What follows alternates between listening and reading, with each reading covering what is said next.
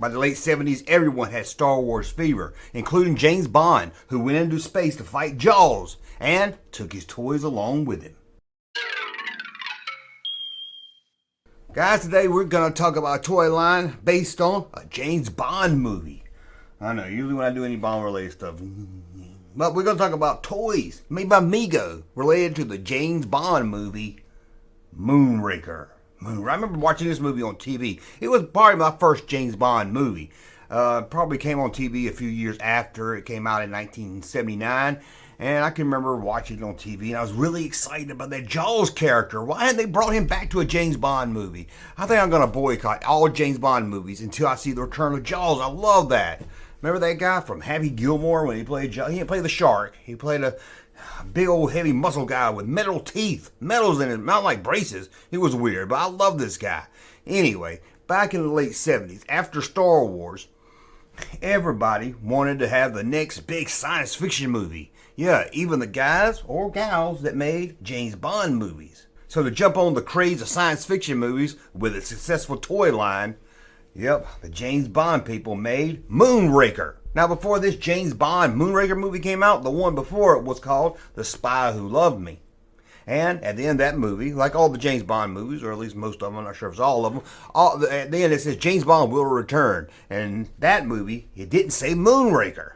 It said he would return and for your eyes only. Well, that's because that movie came out before Star Wars, and Star Wars changed everything.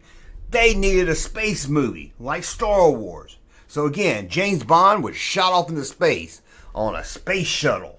I mean, it's the closest we got to a science fiction James Bond movie. But they needed more than just space. No, you had to capture the toy market. And although there have been some little cars and models released in James Bond films, it never really took off as a toy line. But now Mego, the company that just turned down Star Wars, was going to be the maker for the Mego Moonraker toys. Sadly, the line didn't sell well and we didn't get many of them.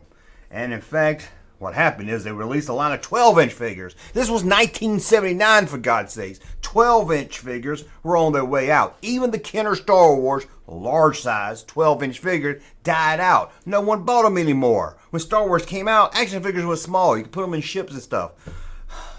Kids that were playing with figures thought those 12-inch doll ones, oh, that's what my older brother played with.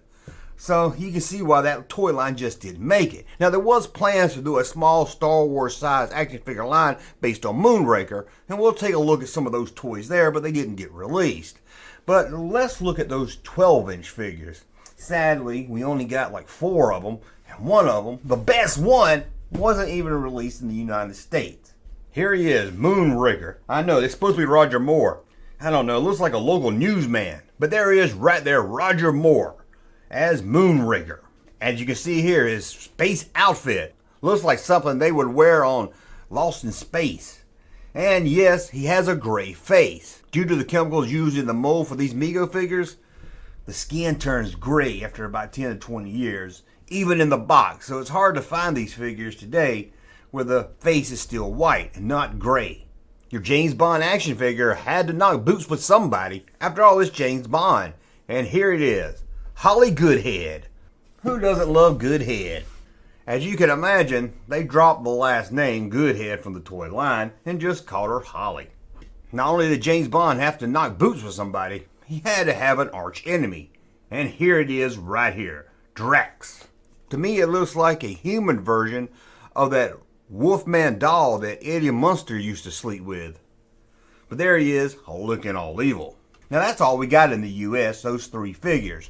But 2 others were released in Italy. You have a deluxe Bond, James Bond. If you ask me, this is the one the US should have got. I mean, with all the gadgets and space outfit, I think it would have sold better. And of course, the other one released in Italy, the best one of the line, the Jaws figure. And again, I'm not talking about that shark. I'm talking about that guy that had a nail in his head in Happy Gilmore. And he had metal teeth, like the figure. The figure even had metal teeth also. Well, metallic teeth, or a big piece of metal shoved in his mouth. It's a weird looking figure, I give you that. But dang, it's cool. Here it is right here on the box, Jaws. Look at him. He's got a nice button-up shirt, but look at that mouth. I bet you could stick this mouth on anything. Well, anything that's metal, of course. A magnet does not stick to plastic. Trust me, I learned it the hard way. As you can see, a big magnet in his mouth. Now this figure's rare and it's worth in box about $700 to $1,000 today. As you can imagine, it's rare being it was only released in Italy. Now you're saying, why wasn't these two figures released in the US? Especially that Jaws, the coolest villain of the movie, the one everybody would want. Well, first, over in Italy and surrounding countries over there, James Bond was a bigger success. And they put all their focus over there. Now the kids in the US didn't like James Bond. He was just bigger over there. And this was 1979, close to 1980. This is when Mego was starting to really feel financial troubles. They would file bankruptcy a few years later, I think in 1982 or somewhere around there. So there was kind of a production delay getting Jaws ready for the market. And by the time it was ready, the U.S. market figures were already on clearance, not selling well. So why spend time to market and sell it in the U.S.? They just released it over in Italy. Sadly, we didn't get Jaws. Although I thought I had this memory of my brother having it as a kid. It must be one of those, you know how people think they have a rocket-firing Boba Fett and they never did? Just one of those memories, I guess. Probably has something that maybe looks something like it. I'm not really sure. Now, these are rare today. The James Bond is a little bit easier to find, but find these mint condition, the face not turning gray, they're still pretty hard to find. Like I said, especially the Jaws, being it was one that was really sought after by collectors and it wasn't released in the U.S. But as I teased earlier, there was planned to release a smaller Star Wars scale size line, but sadly it never did get released. I'm guessing because the 12-inch tanked and then they just say, let's wash our hands of it. But they should have did the small ones to start with. Again, 12-inch it wore out its time by 1979. But let's take a look. Thanks to the guys over at Mego Museum, we have a look at the prototype. Here's the Moonraker jet boat. That's right, a jet boat. And then you have the space shuttle. This would have been a pretty cool toy. Put a little James Bond, put a little Jaws inside. Oh, that would have been awesome. And then you have the Moonraker helicopter. This is one of those helicopter toys. I think there was a Star Trek one. I think it was all kinds. I think Mego made a bunch of these. Even those rat toy companies made these. But here it is right here.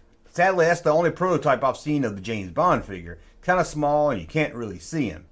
But that's a look at the smaller line of James Bond figures we didn't get. Again, I wish they started with that line. There's a lot they could have done with a small line. You mean, you release the Moonraker ones, they're a hit. You go back, make some of the other villains and stuff from the other James Bond movies. You could maybe Sean Connery could have been hit maybe. But I don't know. I think the ties was just turning and wasn't much they could do. I mean, kids like James Bond. I still don't think it would have been a successful toy line either way they went. Anyway, let me know. Did you like Moonraker? What did you think about that character, Jaws? Do you want them to bring him back? I do too. Hey, Junkman channel popping though. Thank you, sir, for that unsolicited testimony.